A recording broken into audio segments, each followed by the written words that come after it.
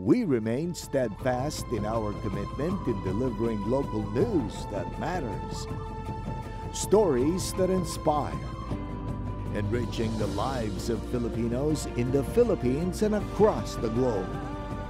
This is your GMA Regional TV. Buong puso para sa Pilipino. Trespassing ka na! Trespassing ka na! Maski pulis ka, trespassing ka na! Pagsitar sa mga parasira na nagagamit in kompresor, napuli sa diskusyon.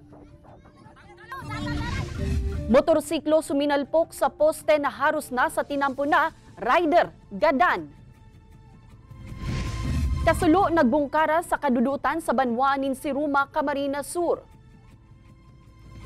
Asin, local surfers sa Catanduanes nagpatiribayan sa sarong surfing competition.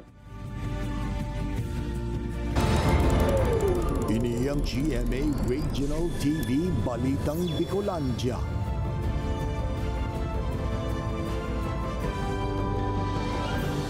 Diyos marhay na hapon mga kapuso, uni na ang Balitang Bicolandia. Hatud miyan pinakadarakula asin pinakabagong mga bareta sa Kabikolan. Kami ang tropa nin katotohanan, mahatunin mga baretang mayong pigkikilingan, mayo nin pigpoprotehiran. Live halidigdi sa GMA Complex sa Naga City, ako po si Kate Dolovieres. Pag-aresto kan kapulisan sa mga parasirang imbwelto sa iligal na pagsisira sa kadagatang sakop kan Huban, Sorsogon, napuli sa mainit na diskusyon. Ang detalye tutukan sa report ni Rosie Nieva. Trespassing ka na! Trespassing ka na! Maski pulis ka, trespassing ka na! Napuli sa mainitang diskusyon ang kinundusir na Seaborne Patrol kan Bantay Dagat sa kadagatang sakop kan Banwaanin Huban, Sorsogon. Enot digdi, naaktuhan kan mga otoridad ang pirang parasira na imbwelto sa paggamit ng pigpapangalad na kompresor sa municipal water kan Huban. Rason para sitahonan mga ini, alagad imbes na makipagkooperar. Nagdulag ang mga ini. Nagkaigwanin ralapagan hasta sa makaabot sa baybayo na sakop kan Barangay Rizal, Sorsogon City. Tumawag yung pulis ng backup. Pagdating ng backup, doon lumakas ang pulis na bumaba ng bangka. Lahat sila nagbasibabaan. Siyempre, kami naman ng mga nandito sa mga tabing nga. Siyempre, hindi kami papabaya. Kasi pag-abot sa lugar, mahihiling ang pirang mga parasira na igwang kapot na mga patarom. Sa ibong nalado, mahihiling man ang pirang pulis na kaputman ang sa indang mga issued firearms. Pero hindi nga makapagdaong yung personnel natin dahil sa winewagayway na yung mga itak. Sa katunayan nga po, totoo talaga na may dalang issued firearm. Ang tropa ko, dahil nga masabi natin na ang Huban, munisipyo ng Huban, ay masasabi natin na CTG influence. Kapag sa inyo! Hindi kumuha kami sundang. Nagbunod ka pa ng baril, kaya? Baril! Natural may bandingan ng otorita dyan! Sa taho kan mainit na sitwasyon na ini, dumana nag-abot ang barangay officials para mapakalma ang magibong nalado. Sila, nagbabatuhan ng mga sigawan, ganyan, na bakit hinuhuli sila. Siyempre, ang sabi naman ng Bantay Dagat, nahuli sila doon sa jurisdiction ng Huban. Tapos, yung hinuhuli nila, hinabol pala nila hanggang dito mismo sa Rizal. Makalihis magkalma ang sitwasyon, 5 persona manggiraray ang inaresto kan kapulisan na imbwelto sa iligal na pagsisira, mantang nakumpiskar man ang baroto na ginamit kan mga ini. Huli sa nangyaring insidente, hagad kan mga residente sa lokal na gobyerno na mas matutukan ang siring na issue, nganing dain na mapuli sa mas malalang sitwasyon. Ini si Rosie Nieva, Balitang Bicolandia.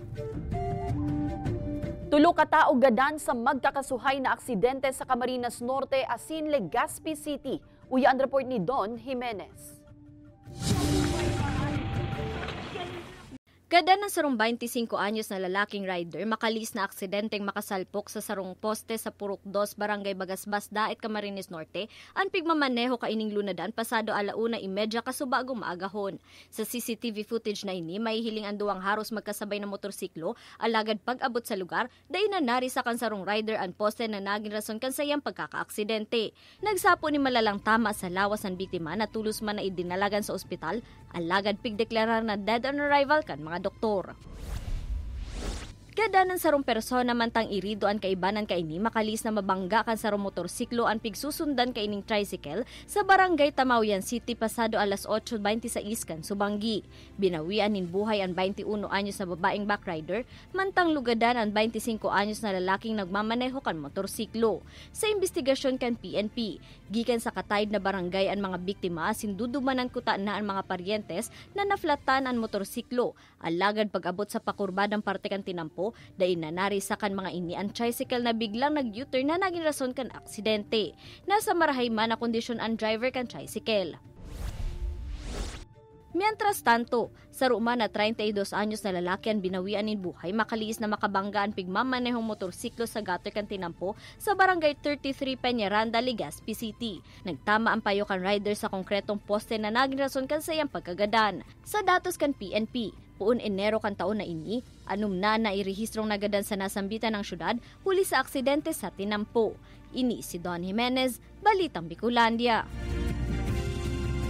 Expanded Centenarian Law na mataong 10,000 pesos cash gift sa mga senior citizen na edad 80 pataas. Pirmado na ni Presidente Bongbong Marcos. Office of the Senior Citizens Affairs sa Naga nagpupuunang mag-update kan sa indang datos tanganing maaraman kung pira ang kwalipikado sa nasabing insentibo. Uyan report ni Chris Novello. Sa edad na 78 anyos, nagtitinda pa nin mga pagkakan si Lola Faustina Mendones kan Barangay Balatas, Naga City. Sa araw-aldaw, nasa 500 pesos subot ang kita niya alagad kulang man ginare para sa iyang aldawan na vitamins. May nakukuha man subot ining pension kada bulan alagad, napapaduman man sa nasagastuson sa harong asin pagkakan. Kaya labian kaugmahan ni Lola Faustina kan pirmahanan ni Presidente Bongbong Marcos ang Expanded Centenarian Law o RA 11982. At least makanamit lamang sa mga pagpadangat sa senyor, pang maintenance, tapos pagkakan. Inamyendaran kaini ang Centenarians Act of 2016 kung sain bako na sana mga senior na abot sa 100 years old ang makakaresibe ng cash gift gikan sa gobyerno. Dawa kaya ang mga senior na matungtong sa edad 80, 85, 90, 95 ang makakaresibe naman ng kantidad 10,000 pesos na cash gift. Sakop man ka nasabing laymagi ng mga senior na nasa abroad na makakaabot ka na sabing mga edad.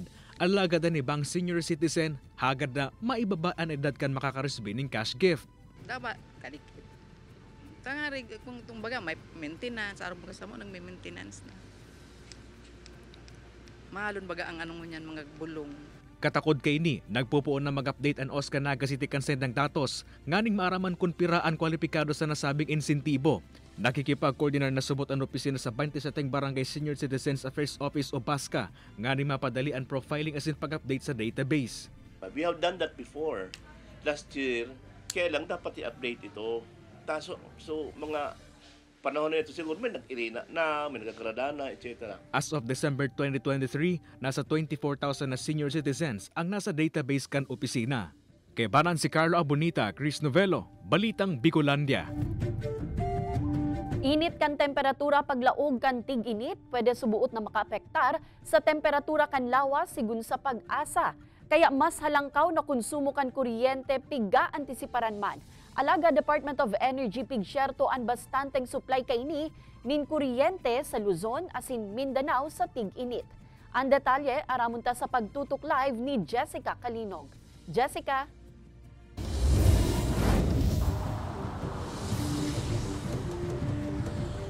Kate, sigun sa pag-asa, mas mainit pang panahon ang dapat laoman kan mga Bicolano paglaog kan bulan in Marso kung sa impigaan si para naman ang paglaog o pagtransisyon hali sa amihan pasiring sa habagat season. Init na malanit na sa kublit.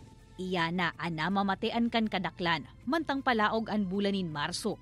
Kung sa impigaan si paran ang mas mainit naman na panahon o mas halangkaw na temperatura, kasabay kan pag-transition sa habagat season. Sigun sa pag-asa, kung mas haloy na exposed sa init, mas madudugangan man asin maapektaran ang temperatura kan lawas kan tao. So kung ang Legazpi po ay nakapagtala po ng 44 degrees Celsius na heat index, posible po na magkaroon tayo ng mga heat cramps, mga mabilis po tayong mapagod.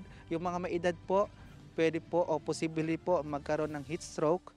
Depende po yan sa exposure po ng araw na pwede nating maranasan tuwing tayo po ay lalabas ng bahay. Sa panahon kan tig-init, piga-antisipara naman ang mas halangkaw na demand o konsumo nin kuryente. Siring ka nangyayari taon-taon. Asin ini, posible man na makaapektar sa supply kan kuryente, sigon sa Kasureco 2. Dako lang possibilities na pwede po ining dara po ning pagnipis dahil nga ni duman sa halangkaw na nakukonsumo. Halos 50% to 70% po ang dinadagdag sa ordinaryo pong member consumer o konsumidores ng kuryente kang Kasureco during summer season.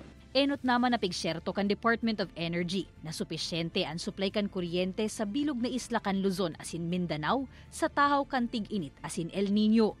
Alagad ng electric cooperatives asin National Grid Corporation of the Philippines, pigkakampanya ang pagtipid man giraray sa pagkonsumo nin kuryente, asin obserbaran ang maniba-ibang tipid tips na sa indang pigre-rekomenda. An LGU pili, tig-init man o bako, always subuot na nagtitipid sa kuryente. Pigbisto nga ni kan Energy Department ang sa indang best practices pag-abot sa electricity and fuel conservation. Inverter type na ang mga aircon na pigagamit. LED type man ang mga ilaw. Mas mahal, alagad mas makakatipid sa konsumo. Kundi man pigagamit ang mga computer, aircon, ilaw asin iba pang pasilidad. May direktiba sa gabos na opisina na palso kun ini. Siyempre po ang satuyang ginagamit na pondo sa gobyerno, kwarta kang tao, kaya natural lang na magtipid po kita. Kung paano ta pinapahalagan ang satuyang budget sa harong, dapat iyon po ang pagtatautan ng halaga sa budget po kang taong bayan. Sigon pakit sa LGU pilian, matitipid nindang budget duman sa para kuta na sa kuryente, pwede pa nindang magamit pang sweldo sa mga job order, asin pang supplement duman sa iba pang mga proyekto kan LGU. Siring man kainian, pwedeng magin mindset, magin sa mga kaharungan. Kate? Jos Mabalos, Jessica. Ma'am, hanggang anong edad po ang gusto mong maabot? Sabi po, baga kan mga gurang, makaabot ng 60. Ugma na sinda kayan. Ang iba ba nga nagagadan 30, 40 yan. Ayoko po na yung kung hanggang saan yung buhay ko, ay yung edad na gusto ko maabot. Basta sa akin lang, gusto ko lang mabuhay yung haba. Pwede po, mga araloy, mga 80 kan, 70. Harap lang kaya. Abo ko na magparagurang na marita, abo ko na magparapa ataman sa mga aki, sa pamilya ko. Ini ang GMA Regional TV Balitang Bicolandia.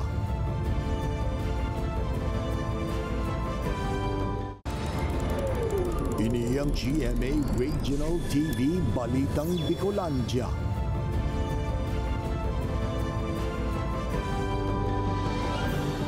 Presyo kan tilapia asin bangus na Naga City People's Mall nanotarang naglangkaw ni nasa 10 pesos kada kilo. Presyo kaini asin iba pang sira na mababakal sa nasabing merkado, posibleng mag-umento pa nin huli sa naglalangkaw man na demand gunya na Kwaresma. Uya ang report ni Chris Novello. Nanotaran na ang paglangkaw sa presyo kan mga sira na ipinapabakal sa Naga City People's Mall, urog na ang tilapia asin bangus. Sa monitoring kan Market Enterprise and Promotions Office o MEPO, may 10 pesos per kilo na aumento sa presyo kan nasambitan ng mga sira. Both sa Biwan nagkakawat ng ngunyan sa 160 pesos ang kada kilo kan tilapia asin bangus, gikan sa dating 150 pesos per kilo kan nakaaging semana. Resulta subot inikan na mamatian ng paglangkaw sa demand kan sira ngunya na Kwaresma. Posibleng maglangkaw pa subot ang presyo kaini asin iba pang sira mantang paparanit ang Semana Santa kung sain mas pinipili kan mga Katoliko ang pagkakaning sira kaysa sa karne. Sa ngunyan pa, tama pala ang presyo, pero pag nag-Holy Week na, maabot na ng Marso, pag naglaog na, talaga pong mabago ang presyo. Mamahal kasi po dikit ang supply. Ang mga partiyan naman ng karne sa parehong merkado, siring ni Teresa, agrangay ang malaymay na bentahan kan karneng urig. Sarong urig langan isubutan sa ing itinitinda maghapon, day pasubot na ubos. Sa sobrang mahal kang presyo minata, mahal man ang live. Ngunyan, pag kuyang paser, may Semana Santa, may nga minsan nakakabalik ang kapital. Nagkakawat ng ngunyan sa 330 to 340 pesos per kilo ang presyo kan karneng urig sa merkado publiko kan syudad. Kay baran si Carlo Abonita asin Gerald Gandia, Chris Novello, Balitang Bicolandia. Sarong grass fire ang nagbungkara sa kaduduutan sa barangay San Ramon, Siruma, Camarines Sur, pasado alas 7 kasubanggi. Sa drone video na ini, mahihiling ang marikas na paglakop asin pagtumtum nin kalayo kan kung sain uminabot sa 2 ektarya ang nadanyaran kan insidente. Naging angat man sa mga personahe kan BFP Siruma ang pagresponde sa nangyaring kasulo. Ninhuli taharayu subot ini sa kasentruhan asin padipisilan ang signal sa lugar. Mayo subuot na nagreport kan insidente. Sa ngunyan padagos pang pigaaram kan BFP Siruma ang kausa kan grass fire sa lugar. Actually everyday talagang nag-post kami sa social media namin na mga parsit tips. Hindi lang sa grass fire kundi pati na rin sa residential. Hindi kami nagpapaalala about dito. Para po hindi na mangyari ang ganito pong grass fire sa AOR namin. Pag-ataman nin stingless bee, siring man na magin ining dagdag kabuhayan kan mga residente, pigtutulod kan LGU Goa sa Camarines Sur. Iba pang byproducts kan stingless bees o kalulot, pigpabistuman kan CBS-UA Regional Agriculture Center. Uyan istorya ni Jessica Kalinog. Sa radit na insekto, naglalayog asin nagaharong sa mga pigpatong-patong na bao kanyog o kaya sa box-type structure. Iyan ang stingless bees o kalulot kung apo dun sa Bicol. Kadakol ka iyan sa pamitisan kan Mount Isarog, partikularmente sa porsyon kan Sitio Apog, Barangay San Pedro, Goa, Camarines Sur. Gigibuan ito po yung industry sa Banwaning Gawa. Actually, binabalak mo eventually na magiging one town, one product ang Banwaning Gawa. Nag-identify po kami ni 10 poorest of the poor families sa 10 barangays na takol po ng Nayugan. Sino po maging first recipient ka sa tuyo pong assistance dito sa stingless beekeeping. Sabon, cream, throat spray, asin lip balm, nagibo sa propolis o bee glue, asin beeswax. Pirasa na ini sa mga byproduct kan kalulot na naproseso na kan Regional Apiculture Center kan Central Bicol State University of Agriculture sa Banwaan in Pili. Sa indaman ining pinabisto sa ginibong seminar sa Goa. The Bicol region is a home for stingless bees. Nagsimula sa Sorsogon, marami sa Sorsogon, meron din sa Albay, and dito sa Camarines Sur. So, ibig sabihin, kaya niya mag-thrive dito sa kung anong meron sa Camarines Sur. Mantang harmless man ang stingless bees, importante subuot na matukduan kan tamang handling asin manipulation ang mga wild beekeeper. Dapat light ang kulay. Mas maray arog ka na puti. Kasi sa ibang kulay, medyo agresibo ang stingless bee. Pigko konsiderar na world's best pollinators ang stingless bees. Sa sadit ka ini, kaya nindang makalaog hasta sa pinakairarom kan burak para magkuanin pollen asin nectar. Bagay na nakakatabang man para sa magayon na ani kan mga nagbuburak na pananom, siring kan fruit-bearing trees, gulay, pati naninyog. Kaibanan si Carlo Abonita, Jessica Kalinog, Balitang Bicolandia. Ma'am, ano ang dapat na gibuon para ma-achieve ang long life? Iwasan po yung bawal at alagaan yung sarili. Iwasan yung makakasama sa katawan. Katulad ng drinks po, sigarilyo, at kung ano pa pong bawal. Anong tingin mong edad na aabutin natin? 60 plus? Mga 70 po. Siguro mga, lampasan ko po yung mga senior years. Pero hindi naman pa ako nag-aim ng super old. Ini ang GMA Regional TV Balitang Bicolandia.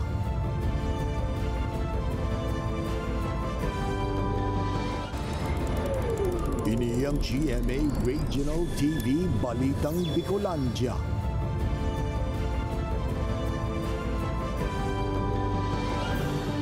Magkasuhay na enkwentro sa Piudoran Albay asin Tinambak, Camarines Sur, naging dalan sa pagkakarecover kan pirang mga armas na gamit kan subuot mga makawalang grupo sa lugar. Ang detalye tinutukan ni Jessica Kalinog. Inyan mga badil, bala, asin iba pang gamit na naabutan kan kasoldaduhan sa sarong kubo sa barangay Binalay, Tinambak, Camarines Sur. Makalihis ang haros 10 minutong engkwentro sa nasa 15 pigtutubudang miyembro kan makawalang grupo. Nagkausaman ininin paghandal sa pirang mga residente sa lugar. Walang naitalang casualty sa panig ng ating government forces.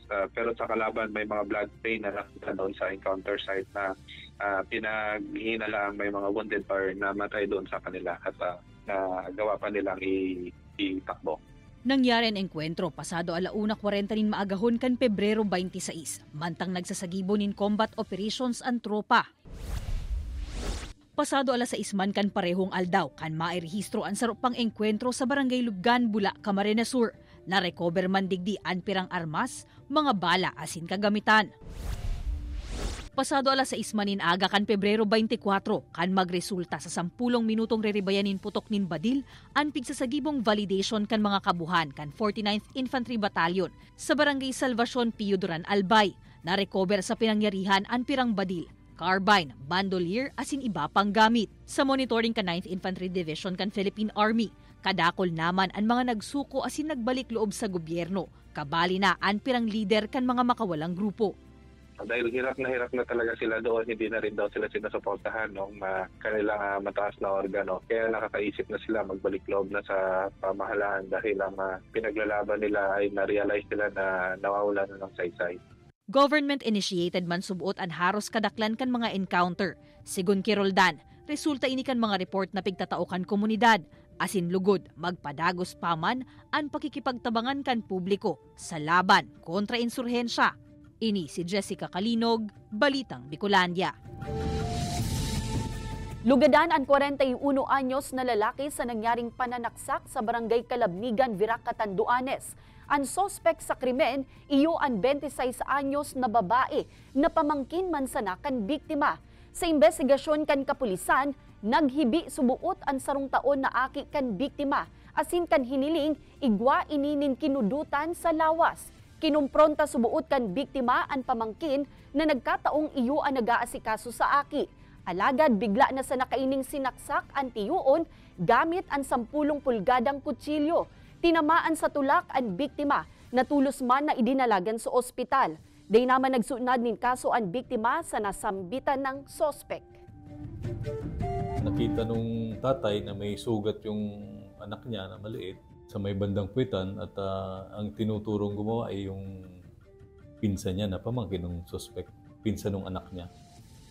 So pinumpronta niya, bigla na lang siyang inundayan ng saksak.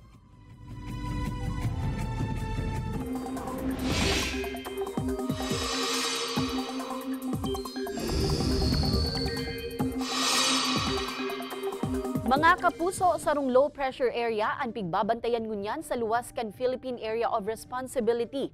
Huri ining nanotaran kan pag-asa kasubagong aga sa rayong 1,020 kilometers east-southeast kan southeastern Mindanao. Sa ngunyan, hababa pa ang tsansa kaining maging bagyo o maglaog sa par, alagad madaranin mga pag-uuran ang trough o extension kaini sa pirang parte kan nasyon sa mga masunod na aldaw. Apera sa trough kan LPA, nagtitinirma na nagdadanay ang easterlies asin ang duros amihan. Katakod kayan sa mga kapuso nyato digdi sa Kabikolan, mag-andaman po giraray kita huli tabasado sa datos kan Metro Weather. May posibleng pag-uuran urog na sa Camarines Provinces, Albay, Sorsogon asin Catanduanes. May posibilidad manin pag-uuran sa pirang parte kan Visayas asin Mindanao.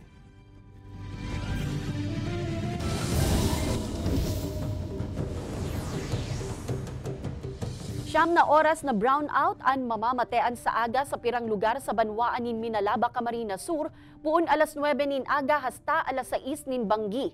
Sa abiso kan Casureco 2, apektado kaini ang mga barangay kan Hobo, Del Socorro, Bagulataw, Salinggogon, Hamorawon asin San Antonio. Makondusir ang kooperatiba nin power line clearing sa lugar. Formal nang binuksan kan banwaan nin Virac, Catanduanes ang kainot-enoting animal shelter sa probinsya. Obheto kaini na mainaan na ang reklamo sa mga balaw-bagaw na ido asin iba pang nare-rescue na mga hayop. Bilog man ang suporta digdi kan lokal na gobyerno na mawot, mapangatamanan bako sanaan publiko, kundi magin ang mga hayop sa probinsya. Katakod kaini pirang grupo naman ang nagpromesa nin tabang para sa pangangataman sa mga hayop na ilalaog sa nasambitan ng animal shelter. Nangapudan man ang grupo sa mga animal lover na bukas ang shelter para sa siisay man na gustong mag-ataman nin ido. Nasa 60 local surfers sa Catanduanes nagpatiribayan sa pigkondusir na surfing competition sa Virac, Catanduanes. Uyan istorya ni Don Jimenez. Ang Banwaan Imbaras ang lugar na nagsisilbing surfing site para sa mga surfing enthusiast sa islang probinsya kan Catanduanes. Alagad ngunya nagpuunaman na mabisto para sa siring na water activities ang Magnesia del Sur sa Banwaan kan Virac. Katunayan kan Pebrero 23 hasta 25 sa ika-6 na pagkakataon, liwat na pigkondusir ang Virac Surfing Competition sa nasambitan ng lugar. Nasa 60 mga local surfer gikan sa manlain-lain na lugar sa probinsya ang nagpatiribayan sa nasambitan ng kompetisyon. Sana po ipatuloy lang po tong para mas dumami po yung mga maghilig sa pagsusurf. Saka para yung mga bata na na mahilig para lumaro ng surfing. Ito talaga yung hilig ko, sir, nung una pa. Sigun sa organizer, bako sana sa Magnesia del Sur pwedeng gibuhon ang aktibidad, alagad huli tamas saradit ang hukol sa lugar, kaya masalbado ining venue urug na sa mga baguhang surfer. Share namin yung stokeness na nararamdaman namin, at syempre, i-share namin yung kagandahan ng lugar, especially kasi dito sa Virac, meron tayong napakagandang wave. Dito lang yan matatagpuan sa Magnesia del Sur, Virac, Catanduanes, and it's super friendly. Target man kan mga otoridad na sa mga masunod na panahon, mabibisto naman ang Banwaan kumusaro sa magayon na surfing destination sa probinsya. Ini si Don Jimenez, Balitang Bicolandia. Madadalan ang episode na ini asin iba pang pinakahuring lokal na bareta sa official website kan GMA Regional TV, www.gmaregionaltv.com. Pwede man kamong magbisita sa samuyang official YouTube channel, GMA Regional TV, asin i-click ang subscribe button para sa pinakamaiinit na bareta hale sa man-ibaybang rehiyon. Mabalo sa mga kapusong Bicolanong nagantabay, magin sa mga kapuso nyato abroad. Ninhulita sa GMA Regional TV, Local News Matters. Asin yan ang pinakadakula asin mainit na bareta sa Kabicolan. Ako si Kate Dolovieres, kami ang GMA Regional TV Balitang Bicolandia, bilog na puwersa para sa mas dakulang misyon asin mas mahiwas na pagserbi sa nasyon.